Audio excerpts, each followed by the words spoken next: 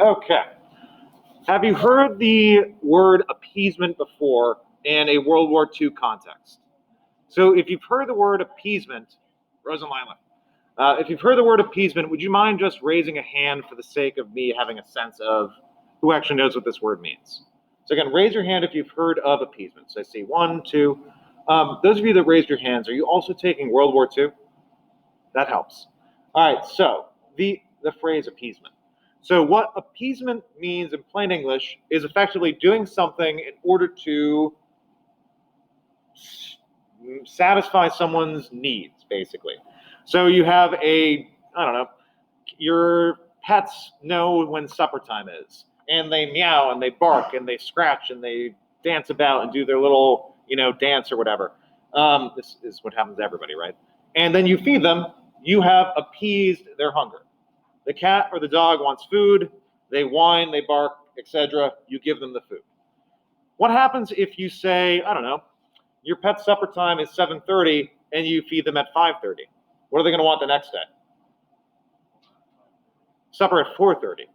You feed your animals right before you go to work at 6 o'clock in the morning, and then they wake you up at 5 a.m. You feed them at 5 a.m. What time are they going to wake you up? 4, exactly. So what's the problem with appeasement based on this very exact example using pets? It doesn't really work because people see that you are willing to cave into pressure. And so you replace your adorable furry friends with Nazis, and that's basically the appeasement issue before the Second World War. Do you guys remember the country that we just discussed, Germany annexing last week? You have any memory of this? Germany annexes another German-speaking country in what's called the Anschluss. Austria. It's Austria. Prior to that, the Germans had already violated the Treaty of Versailles by rebuilding their military. So in the Treaty of Versailles, the German military is limited to less than 100,000 troops. They're not allowed to have a navy. They're not allowed to have an air force. Hitler comes in after the Enabling Act. Does that phrase ring any bells? Hopefully. The Enabling Act is the law that allowed Hitler to become a dictator after the Reichstag fire. So part of the legislation, this rubber stamp Reichstag, is basically, Hitler as a dictator is able to pass, rebuilds the German military up to 1 million soldiers. So they rebuild their air force, they rebuild their navy, they, whatever the word for multiplying by 10 the size of their military is, and they are pretty open about it. So there's a treaty that Germany has signed that they're just violating constantly. Similarly, the annexation of Austria was against the Treaty of Versailles. We're going to focus, so what we're looking at today with appeasement is this area right here in purple called the Sudetenland. So Austria is acquired by Germany in 1938 in March. In September, Hitler makes a demand for new territory populated by ethnic Germans in the border areas of a country known as Czechoslovakia. Czechoslovakia is a nation that had not existed prior to the Treaty of Versailles, and Hitler thought, and many Germans who were not even fascists themselves, that the Germans living in this new state of Czechoslovakia should be part of the German Reich. And so that's the basic issue here. This map kind of gives you a preview of what's about to happen. If you look on the right-hand side of the map, you have the nation of Poland, which is then annexed by Germany after the Sudetenland is given to Germany, and then Czechoslovakia is fully occupied.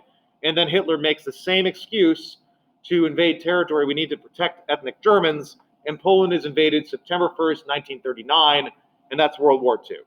So the reason we care about this thing we're about to look at, this set of documents, the Munich Conference and Appeasement, is because we know it failed, and we know that it leads to World War II. So that's your context there. Oops. One moment. So the gentleman on the right is obviously Hitler. The gentleman on the left is Neville Chamberlain, the Prime Minister of Great Britain, whose name has effectively become synonymous with appeasement. This Munich Conference, anyone know what nation Munich is part of? What country is Munich in? Germany. It's a German city. So the British Prime Minister goes to Germany, to a German city, and makes a deal about the nation of Czechoslovakia with the German dictator. Mussolini's also there. You've got the Prime Minister of France is also there. You notice who I haven't mentioned so far? The U.S. isn't involved, that's true. Which one? Those Russians. The Russians aren't involved. I'm sorry, Tanner, I couldn't hear you.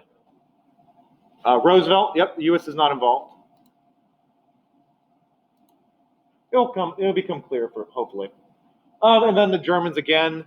A lot of historians look at the Munich Conference and think, well, this is how the Germans got convinced that aggression against Poland would be okay.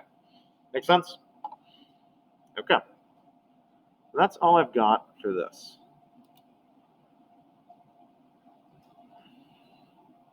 Give me 1 second.